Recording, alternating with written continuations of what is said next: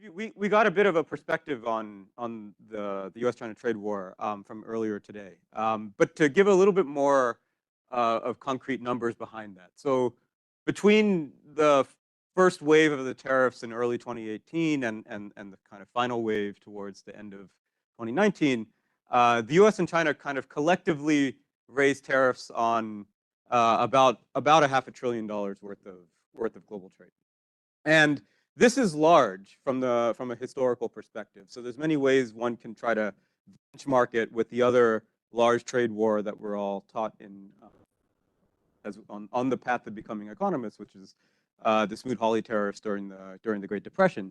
But if you think about just the share of GDP that was affected by a tariff increase, the U.S. raised rates on about 20% of U.S. imports, roughly 2.5% of GDP. China targeted about 11% of its imports, roughly 3.6% of GDP. And to put that in perspective, the Smoot-Hawley tariffs were targeted on about 1.4% of GDP, according to work from Doug Irwin.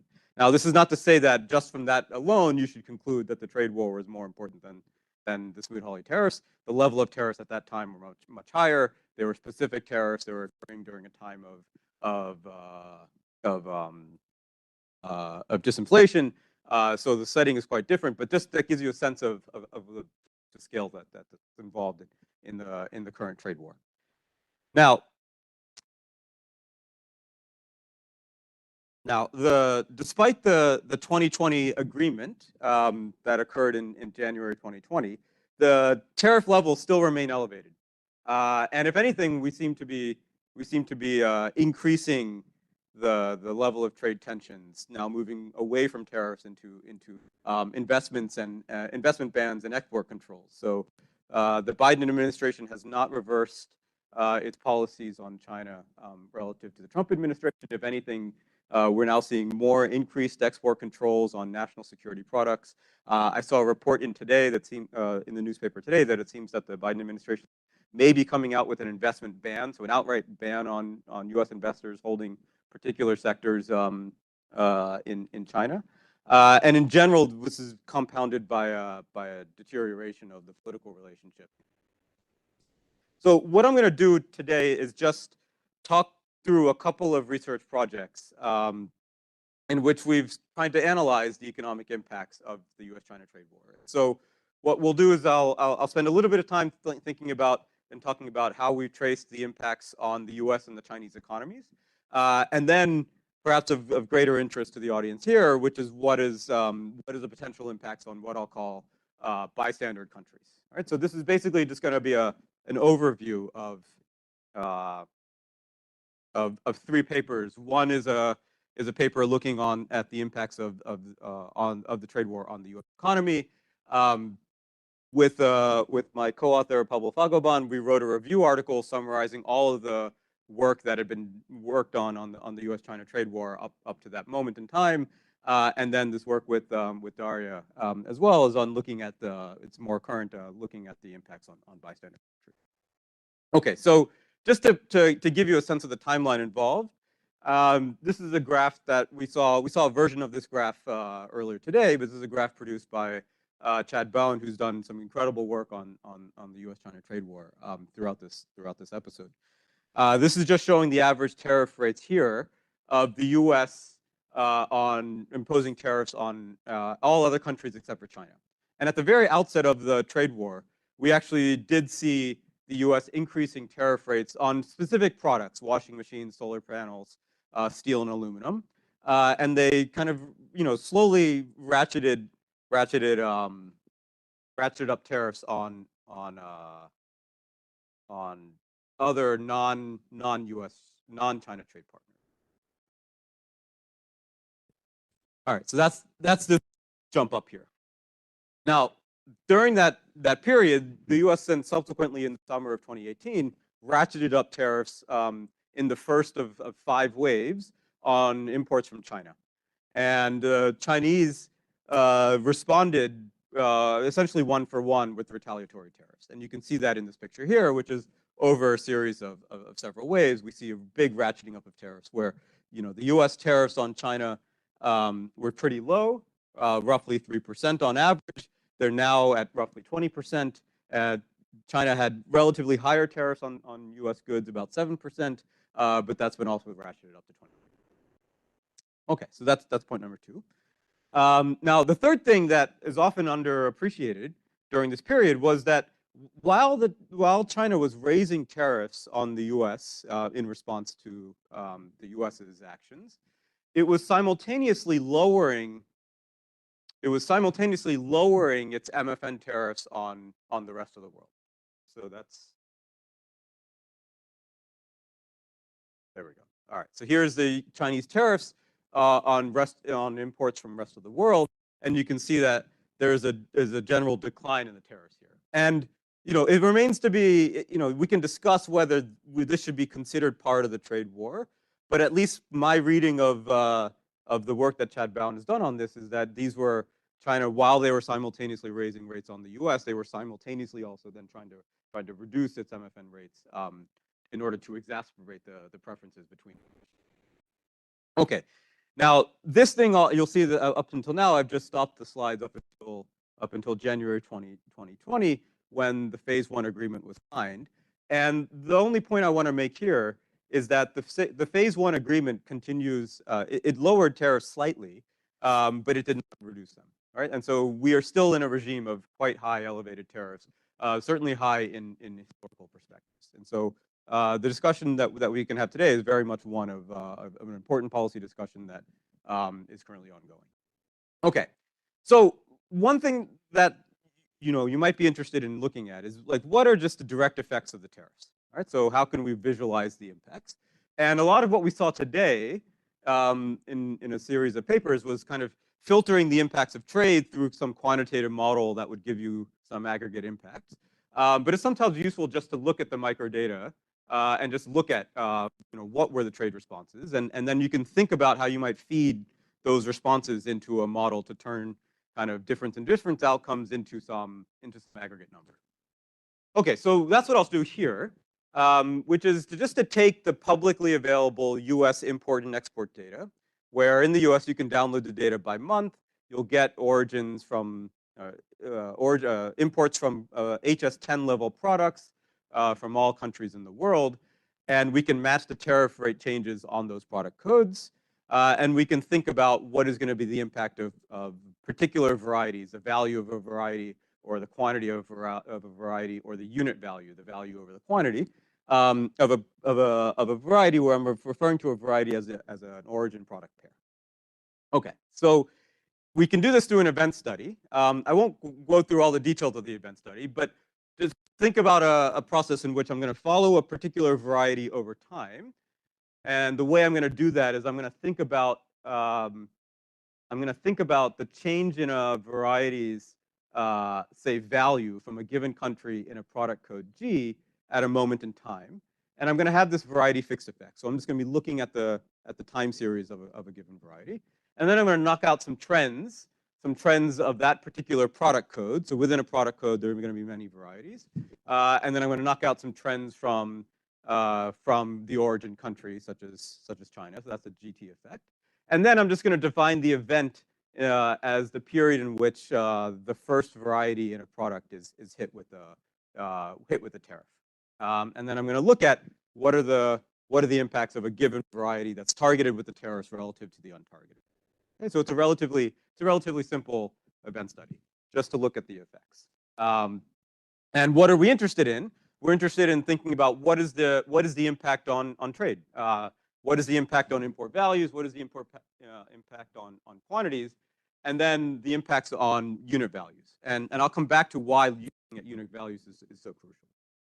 All right, so here's just a direct effect. This is like a quasi first stage of just looking at what are the effects of the tariffs on average. And so in some sense, this is by construction, because I'm defining year or month 0, the event date as 0, as being the moment of when the tariffs come. Okay, so this is just showing you that essentially that the code is correct. But on average, we get about a 15% jump, and this is pulling across the different waves of tariffs over time. And you also see here that China is also defining retaliating with roughly equivalent size increases on the U.S. goods. Okay, so now let me give you some outcomes as to what happened to the U.S. trade. This is a picture here showing the impact on the value of trade, and you can see that when the tariffs come into effect, you get a kind of an immediate 20% drop in trade, and then it kind of continues to decline. There is this jump up here, which your eyes are probably looking at, and what is that effect? That turns out to be driven by one event in which the Trump administration said that it was going to ratchet up the tariffs on a set of goods that it had already targeted in a few months, in which they didn't subsequently actually impose that, but you saw a lot of reporters kind of front-running a potential increase in tariff. And so that's kind of just an anticipatory effect of a potential second wave of a tariff effect that was going to hit a group of goods. Yeah.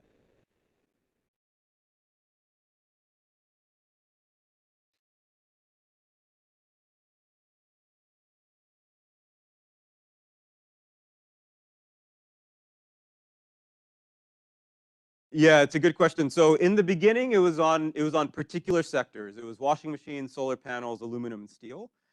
But then once the trade war shifted away from these particular products to basically affecting China's trade, it was more or less blanketed across China's goods, more or less. Yeah. Just one other question, Amit, yeah. in terms of either your work or others, which helps us to understand, were these products designed to cause maximum pain to the US, or were they also designed to minimize the political pain domestically? Is there work on that, or do we understand the selection of products?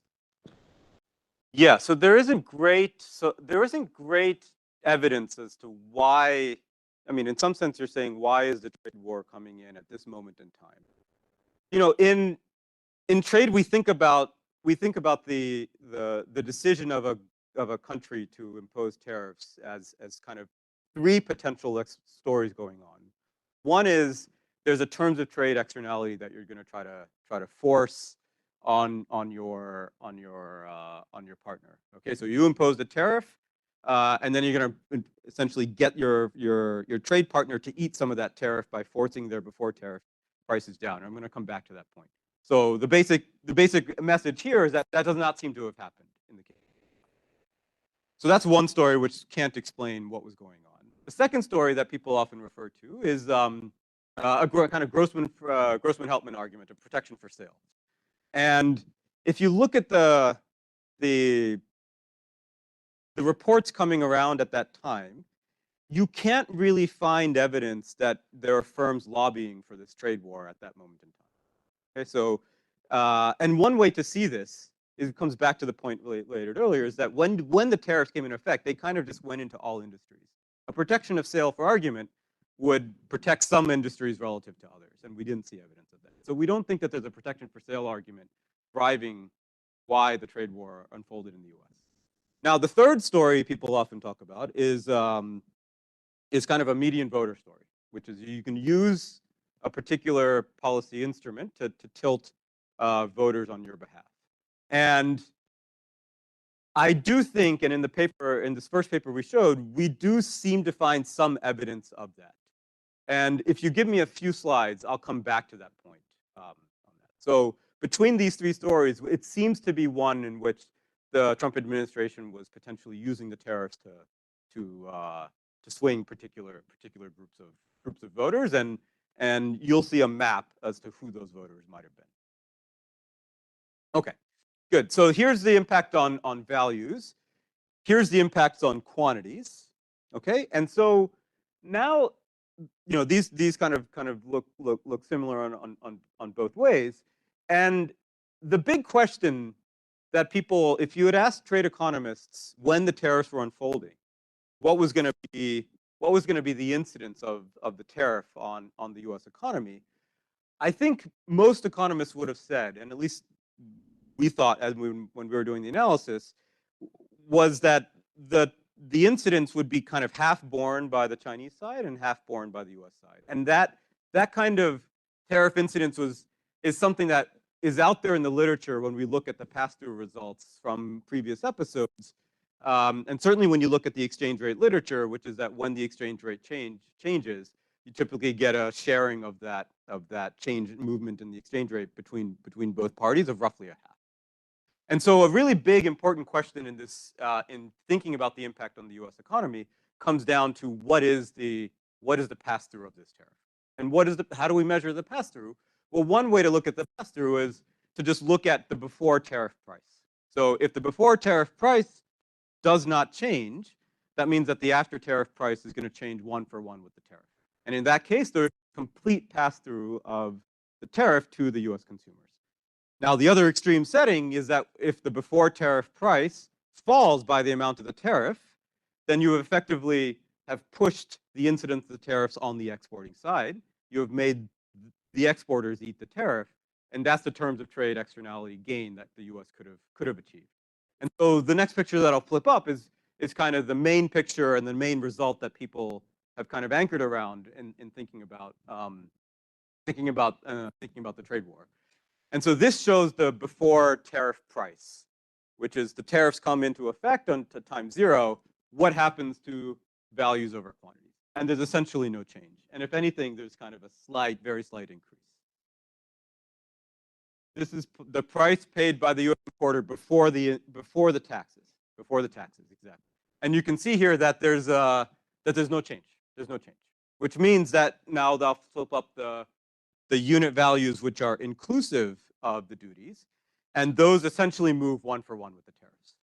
Okay, so the reason that visualizing these effects is quite useful is it immediately started for us to realize what the impacts of the trade war is, and you can see that when the tariffs of 20% are coming in, and you get this complete pass-through result, it means that the U.S. consumers were taking it on the chin and paying effectively 20% higher border prices.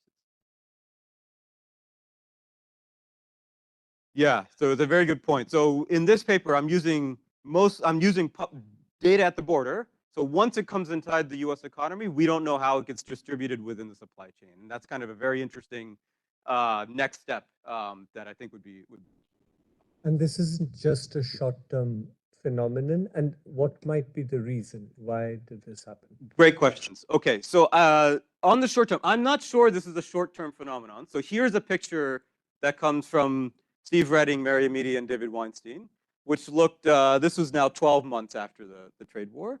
And if you just look at the top picture, this one, just think about one being the 100% pass-through. Okay, so if it's one, it's full pass-through. If it's half, 0.5, it's half pass-through. And across all goods, they go in a longer run follow-up, they go 12 months past, and you still see it elevated rates. And effectively, you see that in all sectors, with the exception of steel, where it jumped up and kind of went down, and you got incomplete pass. And so that's kind of one piece of evidence that this is not just a temporary phenomenon, which many of us thought. And in the earlier paper that we wrote, we were looking at that time at a relatively short time horizon as the trade war was unfolding, but it seems like it's something that's remained higher. Here's another paper showing. Okay, so we use publicly available data. There's another paper that was published around the same time that built up the import price indexes from the micro data that the BLS uses to form import price indexes, finding the exact same result, showing essentially a full pass-through of the tariffs into border prices. And then there's some work done. This is a little bit harder to read in this graph, but there's some work done looking at what was happening in the washing machine sector in particular. There they do have retail prices, and there they show one-for-one increases. So I think through a variety, there were maybe 4 or 5 papers kind of all published around the same time, kind of documenting that there was this pass-through. It was not a very short-run phenomenon if there seems to be a medium. Now, why there is complete pass-through, I think, is a much harder answer to give. And in the survey chapter that Pablo and I wrote, we kind of walked through 8 potential stories for why there may be pass-through. In the language of the paper that we wrote, this is effectively a horizontal supply curve. And why is it horizontal? That you would think that the U.S. economy wouldn't be facing a horizontal supply curve. And so I think we pegged this as a pretty open question still as to why we observe complete pass-through in this period, whereas in previous episodes you didn't always find that. Okay. Now this is what's happening on the U.S. export side. So now the U.S. exports are also being hit by retaliatory tariffs, and you can see a similar finding here. It's a little bit noisier, and that's because of some data issues that I'm happy to talk about. But you effectively see a decline in U.S. exports, and you actually see complete pass-through to the Chinese side as well. Okay. All right. So one part of this paper was just kind of documenting this, and then we wanted to put it into a quantitative framework to kind of think about how do you pull all these numbers together into some summary statistic as to the impact of the war. And if you think about what that exercise does, that exercise is going to have to keep track of 3 different constituents in an economy. We have U.S. consumers, we have U.S. producers, and then we've got U.S. government. And so we want to think about how is the tariff going to propagate through that economy. And we actually saw versions of this model already today. So we think that the consumers are going to be worse off. How much worse off is going to depend on the extent of the tariff pass-through. In this episode, it turns out that when a tariff of 20% comes into effect, it gets fully passed on. And so that ended up being a relatively simple part of the analysis to figure out, which is that the U.S. consumers are facing after tariff prices that go up by the amount. So the pass-through price that you're showing us is the price of Chinese products, or the price of Chinese and similar products is higher? Yeah. So what I was showing you was the price of the targeted stuff. Now there's 3. So I'm not going to go through this in a lot of detail today, but there's different margins of substitution we can be thinking of. So we take a particular good, say electronic devices. They come from China. They get hit by a tariff of 20%. There's going to be a substitution to non-Chinese varieties within here.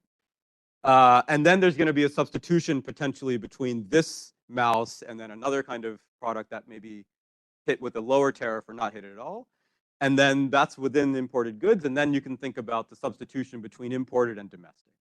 And in the paper, what we use is we build a tariff instrument over those 3 levels to pin down the elasticity of the substitution at each of those stages. And what does it tell us about the demand curve in the United? You said this is consistent with a supply, horizontal supply in China, but the US has domestic production, which is huge, even and other imports. So why is it that you don't get immediate substitution? Yeah.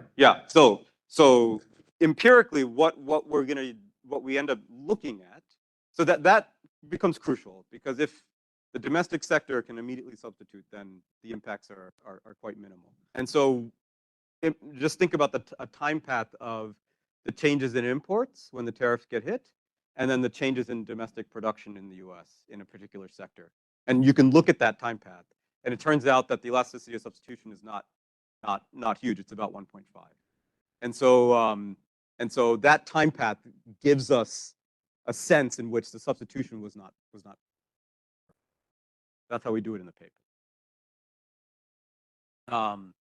Okay, so there's this impact on U.S. consumers, and then as Aditya was alluding to, how much U.S. producers are better off depends on that substitution, which we can look at the relative differences in imports relative to domestic production within that sector, or if we had better data within the exact same product, but we don't have better data than that.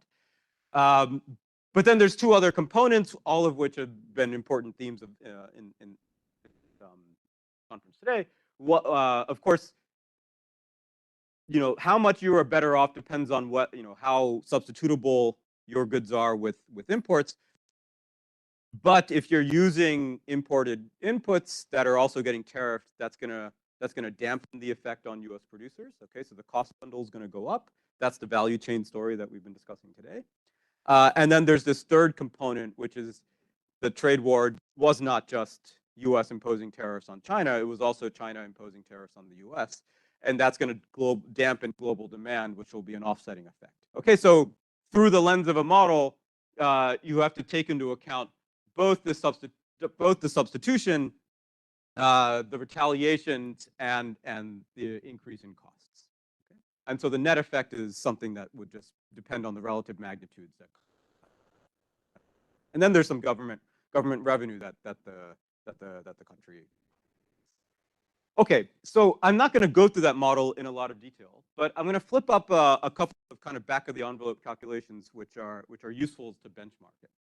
So there's an old idea in trade in which you can look at the effects of the welfare effects of changes in border prices by thinking about the impact on import prices, which is, you can think about this as a consumer term.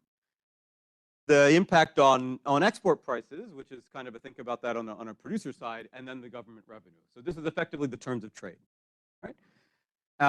Now, if you're in an economy with complete pass-through, then a first-order impact of the trade war is simply the magnitude of the price changes. Okay? It's simply the magnitude of the price changes. That's not fully. This is leaving aside the two other components that I talked about just a moment ago, which is the input-output structure and the retaliation. So I'll come back to that. But if you just think about a small open economy with complete pass-through, what is the first-order impact of the tariff? It's just by how much do import. And so we can use some benchmarks. So imports to GDP, it's roughly in the U.S. is 15%. Fraction of trade targeted, it's about 15% or a little bit more. And then how much did the tariffs go up, or how much did prices go up? In a complete pass-through world, they go up by the amount of the tariffs, about 15% on average. And so the impact, or the first order welfare effect, will just be 0.15 to the third. So that's about a 0.3% of GDP. Okay, so that's a first order effect. You can do a second order calculation, where the second order is now going to take into account the change in demand. Okay, so the first order effect holds demand fixed. Second order effect will say you're going to change quantities as well. We can estimate that elasticity of substitution as we do in the paper. Then that puts the second order effect at about 0.06%. Okay, but that's still not the world that we're in. The world that we're in has a full input-output structure. It has retaliations. And then in the model, we build in a potential terms of trade effect, terms of trade benefit for the US through a fixed factor at the sectoral level. So once you bring in those three components and you use the demand and supply elasticities from the tariff changes, and actually one thing that I would love to have more time, we can talk about it at dinner, is that it turns out that you can use the tariff changes to simultaneously estimate the supply curve and the demand curve. It's a beautiful magic trick, actually. And so you can simultaneously recover both the supply curve and the demand curve with the tariff change, which is counter to the normal arguments that we normally make, where you need one instrument for the supply curve and an instrument for the demand. So I'm happy to chat more about that after the talk. Okay, but you can use those estimated elasticities and kind of feed them into the model. And what do you get? You get the following picture, which is the aggregate impacts on the US economy, which is broken down into those three terms. This is the consumer term, this is the producer term, this is government revenue, and this is the total effect. And what we get over the waves through September of 2019 is about a 0.13% decline in US GDP. But there's really there's a large redistribution within the economy. So this is a case where I think focusing on the aggregates is often not that useful if there's very large distributional consequences. And at least according to this framework, and again, it's really coming out of the responses of the prices, you get a pretty big effect on U.S. consumers or the importers, which is a decline in GDP of about 0.61%, and that gets transferred some to the producers and some in terms of government revenue. Yeah.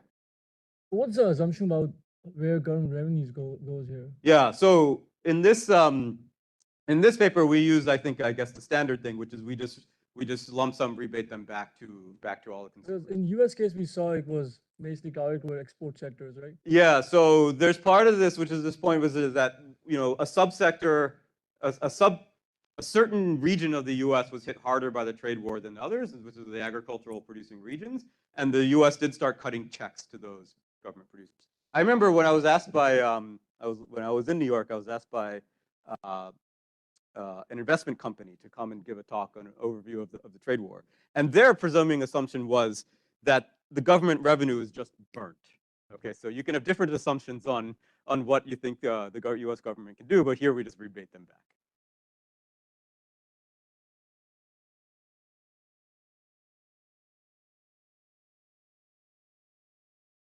No, that's all in here. That's all in. This is the full model, but I'm not going to give you the details of that model.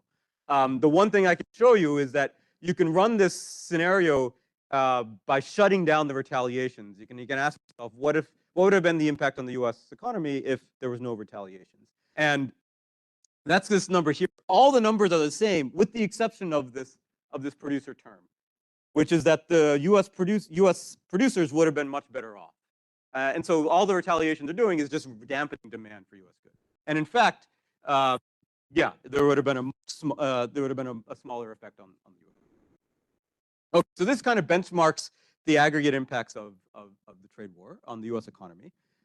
It turns out that there was a research team based in Singapore which did this exact same analysis using the exact same data from the Chinese side. So we can actually have an apples-to-apples comparison on the impact of the Chinese economy, and they get something much bigger. So something like 0.3% of Chinese GDP, which of course makes sense given the importance of export and trade relative to GDP and China relative to the US. Okay. Now coming back to this point that Aditya was alluding to earlier, I also then, again, I mentioned this, I think focusing on the aggregate misses some important distributional consequences. What this picture shows is you take the production structure of the US economy and you map the production structure to the changes in the tariffs, and you're going to find that there's a differential impact of a differential increase in the tariff rates across geographies in the US. And in particular, you get the Rust Belt and heavy manufacturing areas in North Carolina and in and around Ohio really facing a high increase in import tariffs relative to other parts of the country. And going back to Aditya, one of the things that we did in that first paper is we correlated the increases in tariff rates, which is just data, at this zip code or county level with vote shares. And you actually get, it's quite interesting. I'm not sure I fully believe it, but that's what comes out in doing that analysis, is you will get, okay, so put tariff on the y-axis, so import tariff of the county on the y-axis, and the vote share for Trump on the x-axis, and you get a perfect inverted view. You get a perfect inverted view. So the really heavily Republican counties and the really heavily Democratic counties don't experience an increase in tariffs, but right in the quote-unquote swing areas, you see relatively higher. Now, whether that was by design or by luck, I don't know. Okay, but all this is to say is that I think, kind of focusing on the spatial impacts is one dimension that is of interest, and that this is the increase in U.S. imports, and then looking at the increase in the retaliations, you can see that the retaliations were heavily targeted towards the agricultural sector, which is disproportionately in the. Okay, so this is sort of one kind of analysis that looks at the effects on the U.S. economy, and then a similar one was done on the Chinese economy. A big thing that seems to have emerged that I think across many research teams using different kinds of data over different time horizons seems to be that this pass-through result seems there. But I don't think we have a great understanding as to why that pass-through, why we see complete pass-through in this episode.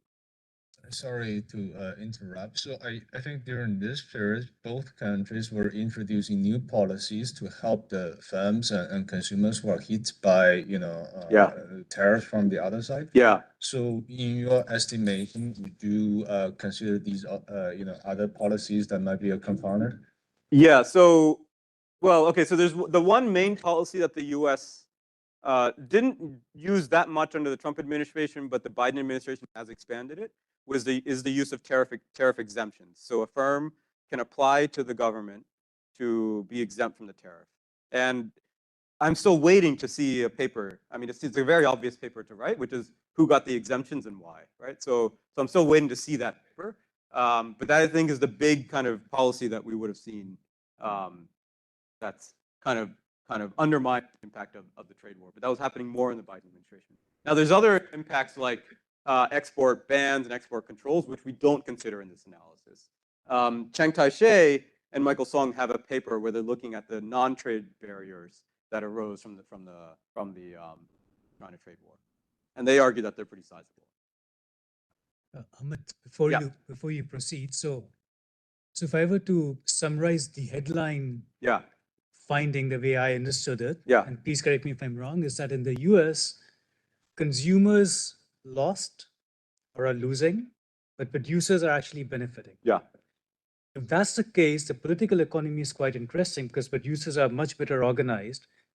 So that means these guys will put pressure, and gals will put pressure on the administration for these restrictions to remain in place. Yeah. Do you buy that hypothesis? The initial, okay, so from the lens of the model, it's kind of, there's this benefit to US producers because of the substitution. Right. But then there's this worsening of, that's dampened by higher increasing costs from the input-output channel, and then the dampening of demand. And it's true that in our model, they kind of come out on top, or they come out as a gain. I don't think that US firms are lobbying for further increases in the tariffs, but I also don't see a lot of evidence that US producers are claiming that we should remove the tariffs. Right. What I would have thought. Yeah, so what I'm saying is because of your findings, US producers would not be incentivized to say, let's remove the tariff. Correct. In fact, they would be lobbying for even more. So I think, I'm more to be honest, I'm a little bit more distrustful of that part of the model because it's less disciplined by the data. Okay. In the sense that we see that's more of a production structure that we impose and we run things through. There's some work that was mentioned earlier by Kyle Hanley, which has been looking at kind of using monthly level data or quarterly level employment data and showing that there are negative employment effects, particularly through because of the retaliations on U.S. firms. And so I think the U.S. business community is not clamoring for higher tariffs because I think there's also a sense in which these are static models that don't take into account dynamic investment decisions, which may be quite important. And I generally think that the business community in the U.S. is generally viewing the trade war as not being particularly beneficial. But then there's also, And second quick question, do you have a similar map for China, where you show the spatial impacts? Yeah, I don't have that map, but I think it's possible that the other paper that I alluded to has done this. Okay, how long do I go? I'm running close on time. Okay. Okay. All right, great. So let me now shift to a newer paper that we've been working on. This is joint work with Daria as well, which is looking at the impacts on what we'll call bystander countries. And this is also, I think, a relatively straightforward paper. I think one of the things that were kind of interested in using, or kind of interested in exploring in this paper, was that once these tariffs come into effect, we, even in this conference, have talked a lot about various driving forces of global trade. So there's supply chains, there's specialization, there's the patterns of substitutability and complementarity of goods, there's potential economies of scale, and once the tariffs go into place, you can see global trade reallocate, and it potentially gives us a window into these different forces that may be driving global trade. So what we do in this paper is we just look at it's a relatively straightforward paper. We take the top 50 exporters in the world, we take product level exports, and we match those product level exports to the tariff changes. So think about Malaysia being indirectly affected by the tariff changes, India being indirectly affected by the tariff changes, Cambodia, and so forth. And then we just look at the relative impacts of exports in the taxed products relative to the untaxed. And then we have a series of findings. So the kind of first finding that we thought was kind of interesting was that when the trade war comes into effect, you do see the result that you would expect, which is that there is a substitution of U.S. consumers out of Chinese goods into bystander goods. Okay, so they increase their exports to the U.S. So that kind of makes sense. We don't see much of a change in exports to China. So that's something we could talk a little bit more about. But then in a standard world, in this kind of standard world where firms are operating or industries are operating on upward sloping supply curves, if you start exporting more to the US, that capacity has to come from somewhere. And so you should be pulling back from your exports to the rest of the world. And we don't find this on average for bystander countries. So we find that they increase their exports to the US, they don't really change their exports to China, but that their exports to the rest of the world increase. They increase. And so this result seems to suggest that the trade war, if anything, kind of created some net opportunities for the typical bystander country. But there is very large heterogeneity across countries in their growth of goods that were tariffed during the trade war relative to the untariffed goods. So there's very large heterogeneity, and I'll show you a picture documenting that heterogeneity. Now, the next natural question to ask would be, well, why is it the case that some countries like Vietnam are going to respond more to the tariffs relative to other countries like India? And it could be for various reasons related to pre-existing specialization. It could be that it happened to be the case that Vietnam exports a certain sector that's tariffed more relative to other sectors. It may be that in some sectors just have a higher response, like the electronic sector relative to the apparel sector.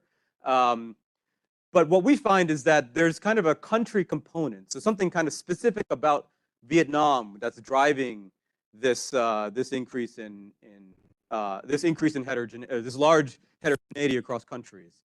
Seems to be a country component as opposed to something that may be sector or a size component. That's something that again I can come back to. And then finally, something that I won't spend much time talking about. Well, yeah, given the time, I may not spend too much time talking about it, which is, you can use these patterns of responses to kind of unpack parameter spaces where we think that different countries are operating in. Okay, so just go back to this example where I see a country like Mexico or Taiwan increasing their exports to the US when the tariffs come into effect. I then also see Mexico and Taiwan increasing their exports to the rest of the world. And so if I see them increasing their exports to the US and to the rest of the world, that's going to tell me that Mexico and Taiwan export products that are substituted for China. When China's became more costly in the US, Mexico and Taiwan grew in the US market. But then if I also sorry to interrupt, I have quick questions. Yep. So like when you mentioned the bystanders increase export to the United States, I'm wondering like what is China's export to those bystanders? So is it possible that some of the bystanders that actually export, China is using them as export platforms? Yes, So, that's yeah. certainly possible. Yes. And so if you just had a simple rerouting of trade, you would get China exporting to Vietnam and then Vietnam forwarding those products to the US. And I think that would certainly be reconciled in our model. But I think the interesting finding was that once you saw the reallocation from China, say, into Vietnam, Vietnam is increasing not just to the US, but also to the rest of the world, also to India and Colombia and so forth. And so it's that kind of expansion in exports to the rest of the world, which we think was kind of interesting. So going back to this example, if you have Mexico and Taiwan increasing their exports to the US, that tells us that they are likely producing substitutes for Chinese goods. But then if they're also increasing those goods to the rest of the world, we're going to use that kind of moment in the data to tell us something about whether the supply curve of Vietnamese or the Taiwanese or Mexican goods is upward sloping or downward sloping.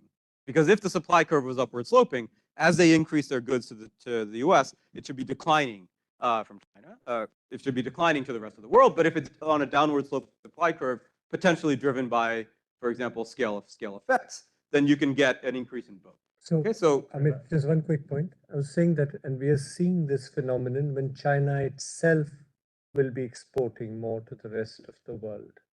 So, because it can't. And so I think the assumption of what the original equilibrium was and why it's, it took this, shock to China for these countries to become more competitive. And China had a revealed advantage relative to these countries in most markets, and was now also going to switch its exports to these other markets. So understanding what that initial equilibrium was in a more micro sense, to which one shock led these countries to actually. There's a good point. So, if I can interpret your question in another way, is you're asking, had China not already in a counterfactual world where China had not experienced a large increase in wages, for instance, and we saw the trade war, would we have gotten this result? Yeah, that's an interesting question. So in our model, like we're pretty flexible in how we think about the production structure, in the sense that we just want to think about a potential curve that's upward sloping or downward sloping, but we don't build into the model, for instance, fixed costs of production, where there may be a moment in time when a marginal change in a tariff can trigger the entry of a new plant, for instance, of FDI from China. We don't have that detail embedded into the structure, and it's largely because we're not working in this project with micro level data to be able to discipline whether we're in that model or not. So I think it's a good question. Good question to add. Sorry, is it possible that the main mechanism is demand? Just think about China and United States are both severely weakened by the trade war, and other countries, look at Malaysia, and it's developing so well. And this increase in demand and income from the rest of the world is driving this increase in trade flow to the rest of the world, even with higher marginal cost of production. So that story, I'm not quite sure. So these are certainly demand shocks that Vietnam is facing. So when China is taxed in the U.S. economy, it's a demand shock for Vietnamese goods. And I guess what we're saying is that demand shock can trace out whether exports are increasing from Vietnam to the rest of the world or going up or down. My point was Vietnam became richer because of trade war, and they have higher income to spend. I see. Creates a demand shock for countries. Yeah, so I'm not going to present the model here, but we're not going to so this is not going to be a quantitative model that's going to account for that potential demand shock story that could be a feedback.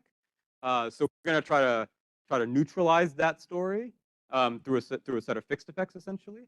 But it's certainly possible that collectively in the rest of the world there could have been some GE effect that's also driving things, but we don't kind of focus on that.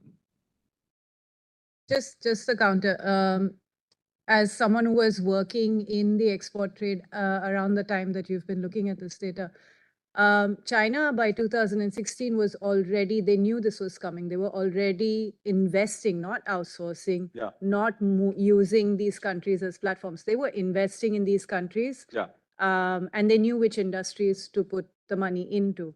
So my theory, therefore, would be that you're looking at an increase in supply capacity in a lot of these countries, like say Vietnam and Mexico, funded primarily by China, Sure. knowing exactly what they were doing. Yeah. And therefore, it's not demand driven, but it would actually be that you were just seeing supply moving. Yeah. And it made for great. Yeah. So I think that trend is going on. I don't know if I'll have time to show it to you all, but the way that analysis work is always to compare products that are taxed relative to untaxed. And so in your story, it has to be a story in which the trend in investment had to be correlated with the future tariff changes. Which could have been. Like I say, as someone on the ground, I did see happening. Yeah. So let me give me a couple seconds. We can look at the pre-trend graph to see whether that was in fact what was going on. Yeah. Okay. So I think what I'll do is let me just show you the raw data patterns. I'm not going to have time to do this, to go through the full paper, of course. Let me just show you a couple of raw data patterns. Hopefully that continues this discussion, and then we can then I'll just kind of end it from there, rather than going into the full framework. Okay, so just empirically, what am I going to do? I'm going to take the top 50 exporters, take product level exports at the HS6 level, look at a 2-year growth window. So their growth in trade from January of 2018 to December of 2019. And then I'm going to think about 4 sets of tariffs. There's the US tariff on China, China's tariff on the US, and then at the beginning of the talk, I mentioned that the US did also, and China also did change tariffs directly on bystander countries.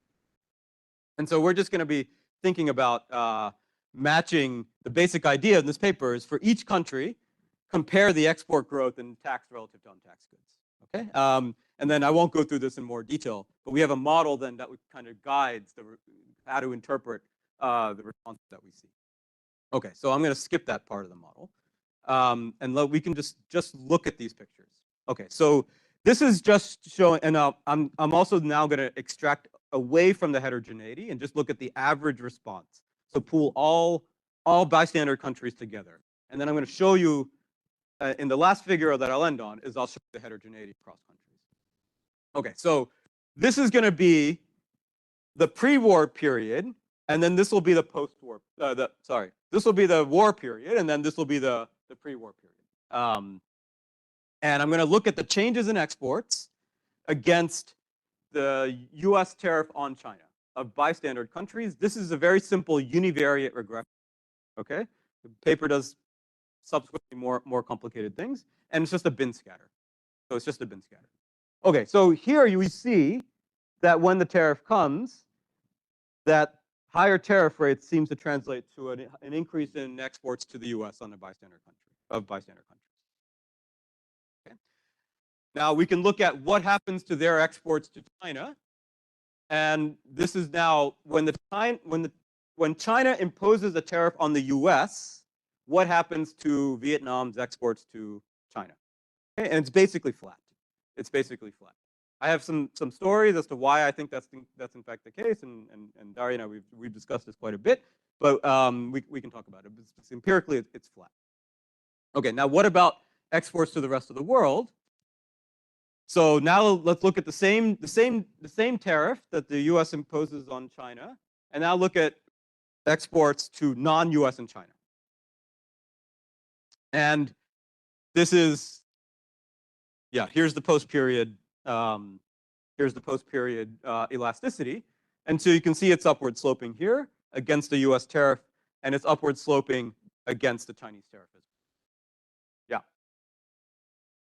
Yeah. Here is a bin scatter. This is a bin scatter. So the data are country by product. So there's 5,000 products by 50 countries, and then bin scattered into 20 points.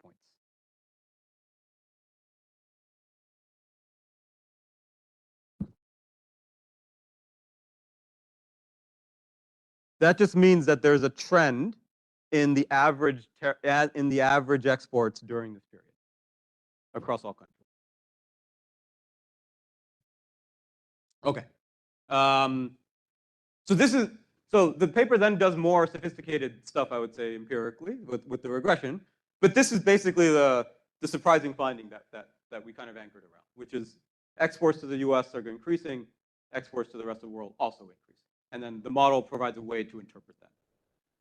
And so the last picture that I'll show you is just, I'm going to take this simple regression, make it a little bit more complicated by thinking about all 4 tariffs at once, and then run it separately for each country.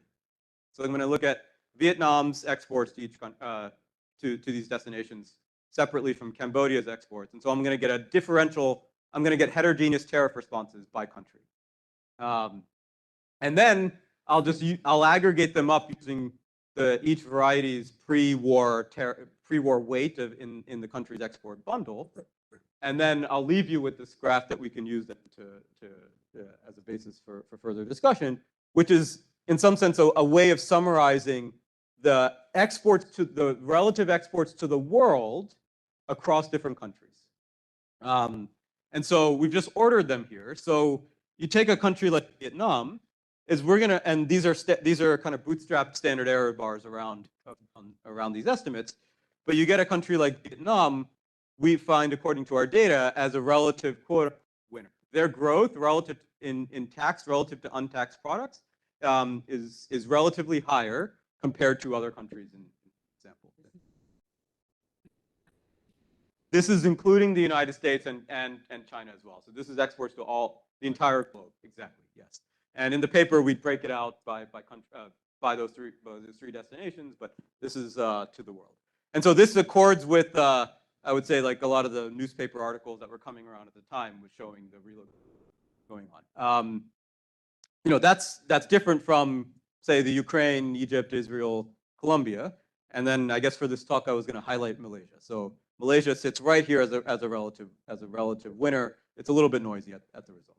And so you get kind of this large differences in the responses, which is, you know, in the paper we try to understand this a little bit more deeply, and it's really, you know, you can come up with the story where Vietnam specializes in electronics, and electronics are highly responsive to the tariffs compared to apparel, and that's what's driving the response. But that doesn't seem to be what's going on. It doesn't seem to be what's going on. It seems to be that there's something kind of a country component to the response that's kind of driving Vietnam to be up here relative to another country over. And the paper does not go one step farther to try to really understand why those country factors are generating the heterogeneous elasticities. But I think it's kind of an area for. Okay, so what I'll do is I'll just end with this slide. So I'll make one point. So, you know, we're certainly in this new era of globalization where we've seen tariffs. We're now moving to a world of export bans, investment bans, and kind of more systematic decoupling. Global trade is reallocating. But really where I think we need a lot more work is, you know, a lot of what we did in these series of papers was working with product level data, and product level data are still pretty aggregated. So all medical devices in this world kind of will fit into one HS6 code. So it's like it's pretty crude, and it doesn't really give us a sense as to how this reallocation is going. So the discussion that you mentioned earlier, which is this is all coming on the backs of FDI and export platforms, I think our data can't speak to that, but we know that's going on, and we would like to get a sense of this. And where I think one can make the most progress is something that I end all my talks on now, which is that we need kind of more sector-specific analyses. And in particular, if we're trying to think about the value chain relocations, I think input-output matrices are quite crude. And if we just honed in on one sector, for instance, we'd really be able to understand what's happening in that sector. And then how do you build external validity? Is you just do 100 of those across different sectors. I think we'll have a much richer picture as to what's going on if we can dig into those specifics. Okay, so I'm sorry for rushing towards that. Hopefully that sense of the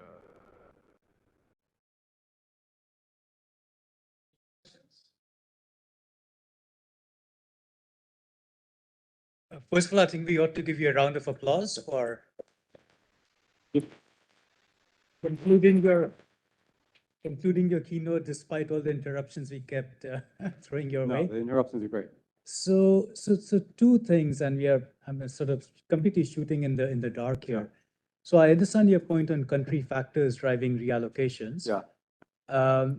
What about regional factors? So, for example, regional trade agreements, and different countries have different depth and intensity, or whatever metric you want to use, of regional agreements. So is that a factor? Great point. So we took those estimates in that picture that I showed you across different countries and just kind of crudely projected them on country characteristics. And the thing that seemed to drive the relative winner, like being a winner from the trade war as we define it, the thing that seems to correlate it is share of trade covered by deep agreements. Okay. So that seems to be an interesting pattern. It's not super robust, but it seems to be relative to other things like income per capita, for instance. But analytically, I mean, just one question. Analytically, why would the marginal impact of a tariff on, say, the US or vice versa be affected by whether or not you have let's think of a trade agreement? Yeah, so you can think about it. I mean, in some version earlier that we had of this framework, we were trying to think about internal reallocations as the country factor. So some countries may have different labor regimes, which make reallocations differences in migration patterns, and it may be that trade agreements, they afford people more information on potential suppliers. I don't have a good micro underpinning, but I can just think about this as some improvement in flexibility. As a consequence of the trade agreement. As a consequence, yeah. I don't want to push this story too hard because it's not a super robust result, but it's not out of the realm of possibility that could be a story that could drive one country to be a bit more flexibly internally relative to another. And just very quickly, so two additional points, and I would like Aditya to weigh in on this as well, because one of the country factors that could possibly drive reallocation is, of course, political alignment with China or the US. Yeah. Remember, Aditya, about a few months back, you had this working paper or note on how closely UN votes in the UN are aligned with one or the other, which apparently made a difference. So I don't know if that's out in the public yet or not, but if you can opine on that.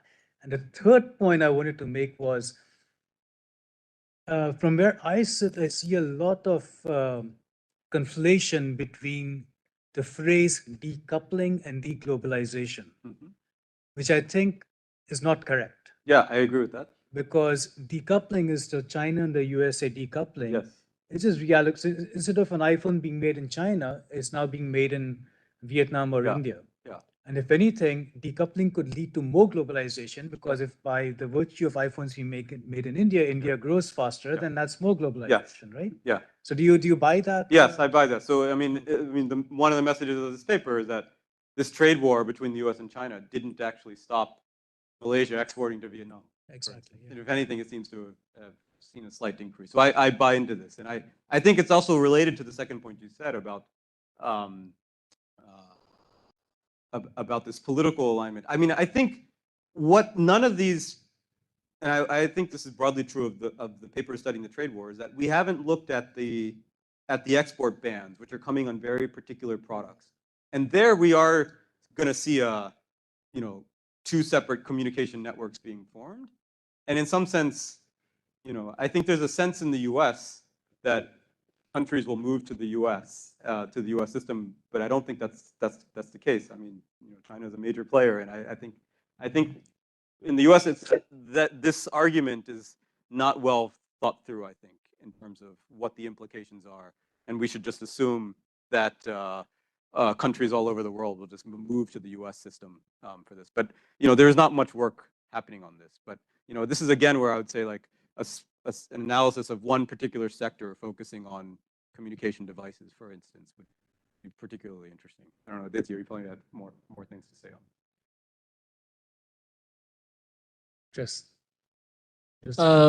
So Aditya's point towards me, it doesn't look like I'm jumping in out of the blue. But thanks for the unpaid promotion. So yeah, no, just to your point, Apurva's point about we've done this little exercise where we're similar to what you've shown here, but instead of the country dummy, we have country characteristic. Okay. And there we're exploring different characteristics like political closeness, geographical closeness, market access of these countries that we've shown, and their tariffs on their exports and the tariffs they impose on their inputs. I see. So, and then I think the winner among them is mostly political variables recently. The main independent variable there is not tariffs, but whatever China has lost. So it's across products, the main independent variable is the reduction in China's share. So where are those products? That's interesting because that kind of comes up to this point that was made about other policies that might be driving these changes. Yeah, that's interesting. So yeah, we took a somewhat crude, we have a fixed effect, and then we try to look at what's driving that fixed effect. And so then there's other ways. In some sense, we might have knocked out all of our power by using that fixed effect, and we could have gone this route of calling a country a group of characteristics and gotten more leverage out of that. That's interesting. Yeah. But that was just spurred by your work, so thanks. Yeah. But it is interesting, like this political factor you're finding is interesting. It's not a typical trade model story, right? And so I think another message that kind of comes out of this is that we have our economics lens of looking at things, but the individuals making the policy in Washington, D.C. are not always using the economic lenses. And so it's maybe useful for us to be reading what non-economists have to think about in terms of, So thank you very much. So this is one example of how Amit's work is being foundational and has given rise to deeper work as well as more conversations across political dimensions and economic dimensions. So thank you. Both deeper and more superficial. And yes, it's deeper in small ways, but superficial in many ways. So thank you very much, Amit. Thank you. Thank you for being here. Very excited it was a great pleasure to have you here. Now we're looking forward to our next day. I know some people want to give you another round of applause, so let's.